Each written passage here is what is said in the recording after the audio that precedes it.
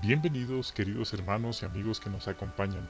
En esta transmisión vamos a estar considerando las perlas escondidas para la semana del 15 al 21 de junio, Génesis 48 al 50. Nos alegra mucho que esta semana estamos concluyendo el libro de Génesis. Aprendimos muchas perlas maravillosas en esta fascinante historia del comienzo de la Biblia y seguimos aprendiendo y seguiremos aprendiendo. Queremos mantener siempre esa actitud de un estudiante que quiere seguir aprendiendo. Y bueno, muchos hermanos nos siguen compartiendo que estas transmisiones les están ayudando a poder dar comentarios en la reunión, vencer el temor de levantar la mano y comentar algo que todos hemos sentido quizás muchas veces, y qué bueno que a través de estas transmisiones pues se les está ayudando a vencer ese temor. Otros hermanos nos expresan el agradecimiento, pues algo de lo que aquí se dijo o se escribió de alguna manera fortaleció su fe. Queremos que sepan que hemos orado a Jehová para que los bendiga a todos ustedes y que estas transmisiones fortalezcan la fe de todos nosotros y sea de bendición para todos nosotros, especialmente aquellos hermanos que están pasando momentos difíciles. Pues muchas gracias por ese espacio. Vamos entonces a entrar de lleno viendo lo que dice Génesis 49:19. Vemos lo que dice Génesis 49:19. A Gad lo atacará una banda de ladrones, pero él se defenderá e irá detrás de ellos. Pregunta: ¿cómo se cumplió la profecía que Jacob pronunció sobre Gad? Respuesta: es algo muy interesante lo que estamos leyendo. Dice que a Gad lo iban a atacar, pero él iría detrás de esos que lo atacaron. Esto es interesante, pues en principio estas palabras parecen tener connotaciones negativas.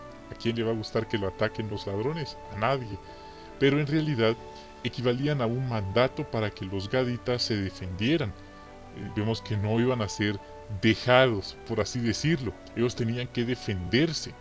Sí, y Jacob les aseguró que si contraatacaban, los invasores se batirían en humillante retirada y serían perseguidos por la retaguardia. En otras palabras, sí iban a haber enemigos que los iban a atacar, pero si los gaditas respondían y se defendían, iban a tener una victoria asegurada. Era una profecía. Otro detalle interesante, esto va más allá de cómo fue que se cumplió esta profecía. Esto fue específicamente antes de entrar en la tierra prometida. La tribu de Gad pidió establecerse en la región ganadera del este del Jordán.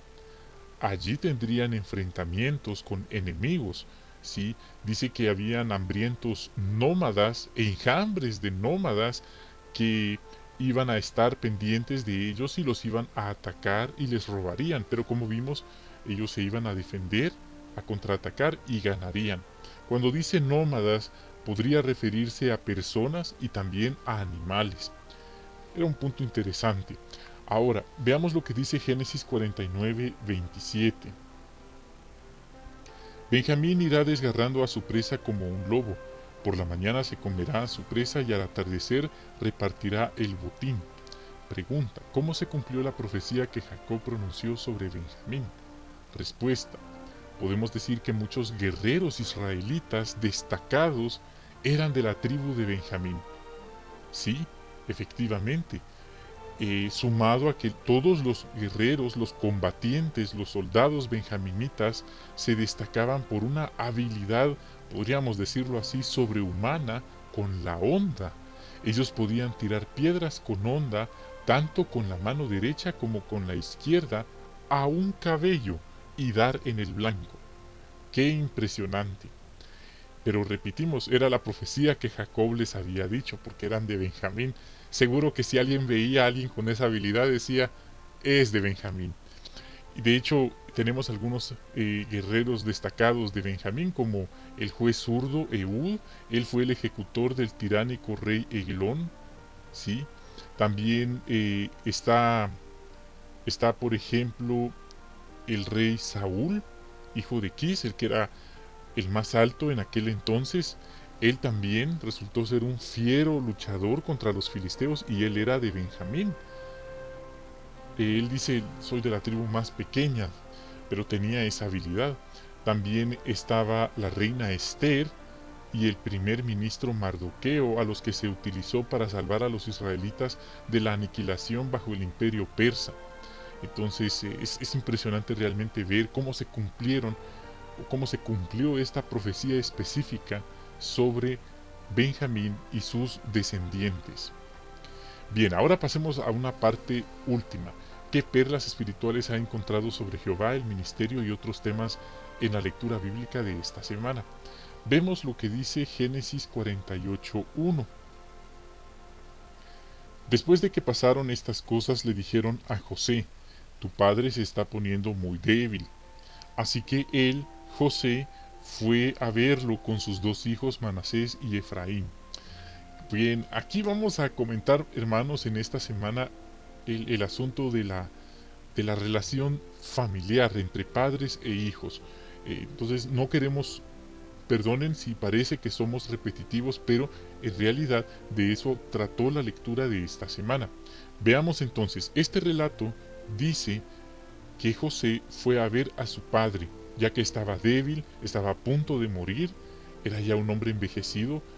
Entonces, aquí José demuestra que de verdad se interesaba no solo por las necesidades materiales de su padre, sino también por las necesidades afectivas y emocionales también. Dice que le llevó a sus nietos para que lo vieran.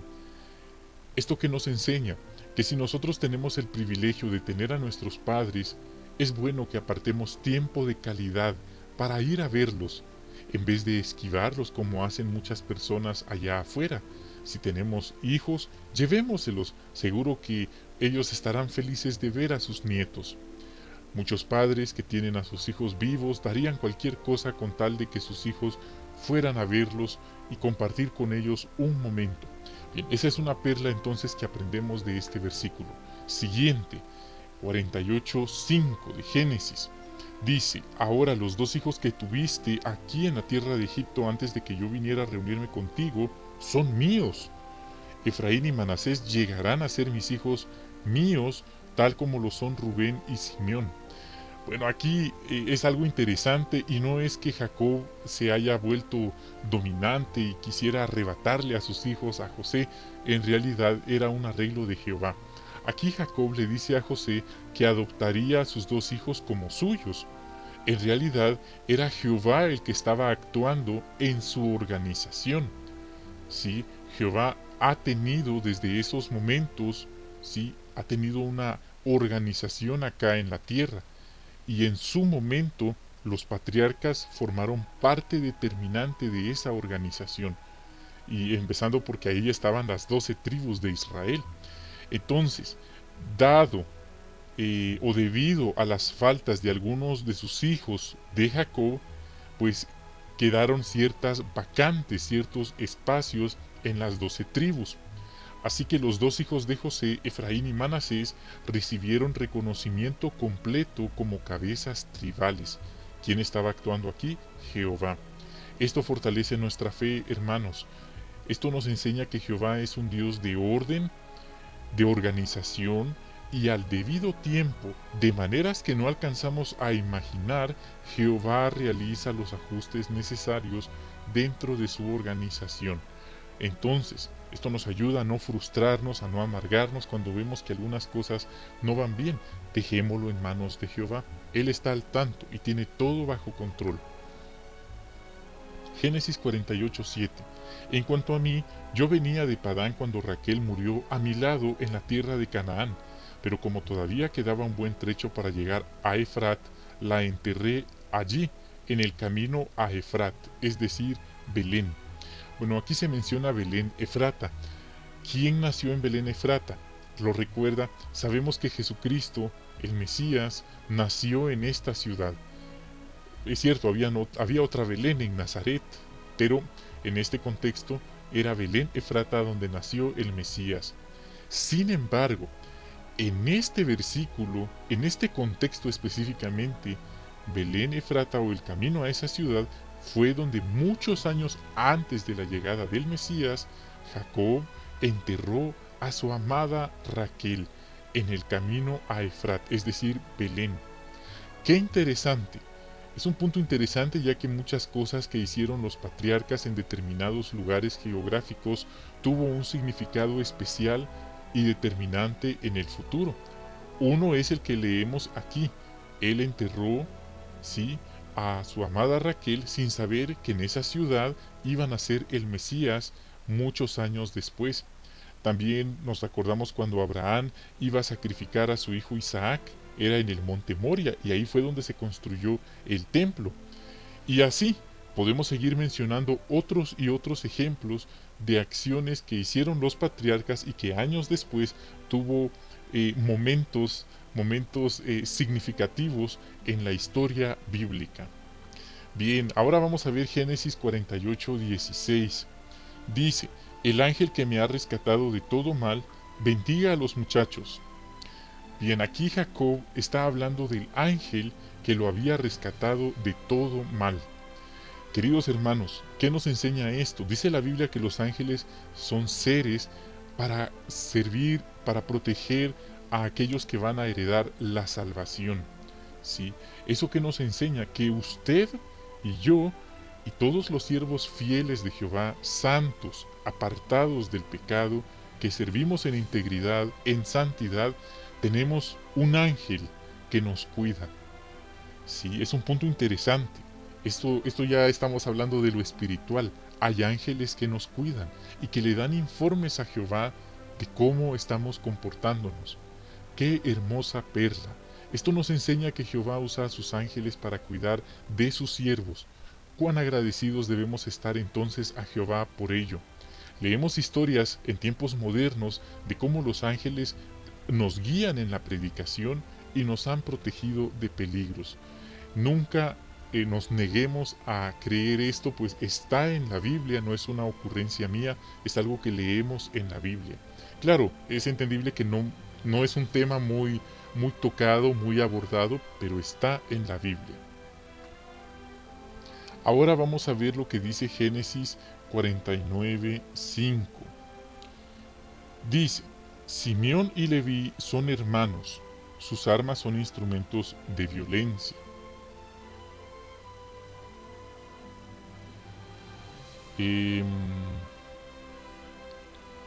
Vamos a ver. Disculpen, es Génesis 49:1. Dice el texto: Y Jacob llamó a sus hijos y les dijo: reúnanse, para que les diga lo que les va a suceder en la parte final de los días. Aquí Jacob, el patriarca, les dice a toda su familia que se reúnan. Y noten que estoy resaltando y marcando esa palabra, que se reunieran para escuchar, para aprender lo que iba a ocurrirles en el futuro. Eran profecías trascendentales. Seguro que ellos no querían perderse esa valiosa información. En nuestro caso, preguntémonos, ¿obedecemos nosotros de buena gana el mandato bíblico de reunirnos para aprender más de Dios, para aprender más de las profecías de estos últimos días? Es verdad, hermanos, los salones del reino en su mayoría a nivel mundial están cerrados, ¿sí? Pero eso no ha impedido que nosotros nos reunamos. En realidad, ha sido como que Jehová abrió un salón del reino en cada hogar cristiano. Entonces, preguntémonos, ¿participo y obedezco el mandamiento de reunirme cada semana en la reunión por Zoom u otras opciones que se haya programado? ¿Participo activamente en las reuniones? Pues hacer esto ahora determinará nuestra sobrevivencia en el futuro. Ahora veamos Génesis 49, 22 al 26. Dice: José es el retoño de un árbol fructífero que está junto a un manantial, que extiende sus ramas por encima del muro. Pero los arqueros estuvieron acosándolo, dispararon contra él y no dejaron de odiarlo. Sin embargo, su arco se mantuvo firme y sus manos continuaron fuertes y ágiles. Esto fue gracias a las manos del poderoso de Jacob, gracias al pastor, la piedra de Israel. Él procede del Dios de tu Padre, y Dios te ayudará. Él está con el Todopoderoso, y Dios te bendecirá con las bendiciones de los cielos arriba, con las bendiciones de las profundidades abajo, y con las bendiciones de los pechos y la matriz. Las bendiciones de su Padre serán superiores a las bendiciones de las montañas eternas y superiores a las cosas valiosas de las colinas duraderas. Continuarán sobre la cabeza de José, sobre la coronilla del que fue escogido entre sus hermanos. Vemos aquí que Jacob describe que José tendría, por así decirlo, un futuro prometedor. Sí, era como un árbol cerca de un manantial, parecido a lo que el salmista David dijo del hombre que lee día y noche la palabra o la ley de Jehová. Entonces sí, estaba muy bien. Eran bendiciones maravillosas que superan lo terrenal, lo que le esperaría a José. Pero le advierte, no sería fácil, ya que José tendría enemigos, arqueros, dice, y José tendría que luchar como un guerrero.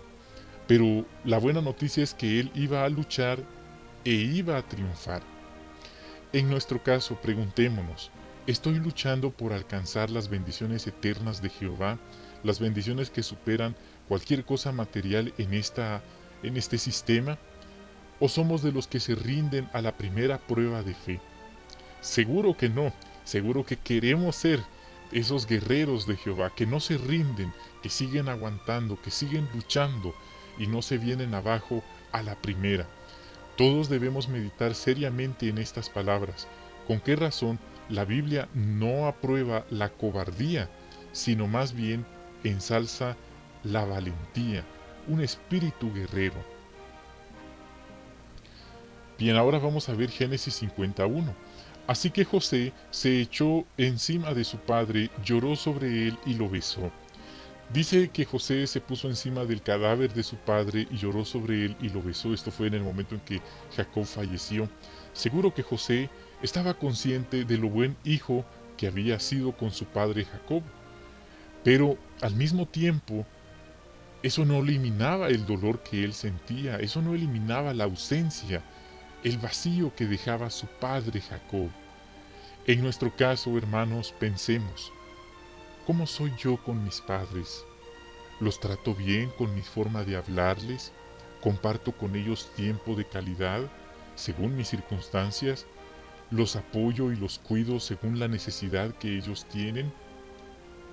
Queridos hermanos, que sea esto una exhortación amorosa para todos los que tienen el privilegio de tener vivos a sus padres. Todos debemos meditar seriamente en la forma en la que tratamos a nuestros padres. Luego podríamos lamentarlo muchísimo. Seguro que si José no hubiera sido un buen hijo, no habría escuchado estas bendiciones que su padre tenía para él. Bien, ahora vamos a ver otra perla aquí en Génesis 50:10. Entonces llegaron a la era de Atad, que está en la región del Jordán. Allí se pusieron de duelo con un amargo y profundo dolor, y José siguió de duelo por su padre durante 7 días. Relacionado con lo que ya hemos comentado, este versículo específicamente dice que José lo pasó muy mal por la muerte de su padre. Él pasó un duelo de meses, podríamos decir. Esto que nos enseña que cuando alguien sufre la muerte de un ser querido, es normal sentir dolor o estar de duelo. Es verdad que tenemos la promesa de la resurrección, pero no debemos sentir mal de vivir o de sentir nuestro dolor, nuestro duelo. Nadie debería hacernos sentir que está mal que expresemos nuestro dolor, que sintamos nuestro dolor. Pues como vemos, siervos fieles de Dios lo vivieron y lo expresaron. Así que si alguien fallece, no le vamos a ir a decir, ya no llores, recuerda que hay una resurrección, tanto escándalo que haces. Jamás deberíamos hacer esos comentarios. Y seguro que el día que suframos alguna pérdida lo vamos a entender. Por supuesto, esto es algo que no se le desea a nadie. Queridos hermanos, estas fueron las perlas que encontramos para esta semana. Esperamos que les haya sido de bendición, de beneficio para su preparación para esta reunión. Notaron que yo pues lo leí. Algunos han criticado que hablo mucho, pero quiero que sepan que son perlas valiosas de la palabra de Jehová, que es importante, como dice la Biblia de Esdras, ponerle significado. explicarlo, ¿sí? Y tratamos de hacerlo de la mejor manera. Entonces son el consejo de Dios, por eso les agradecemos que no rechazan el consejo de Dios que está en la Biblia.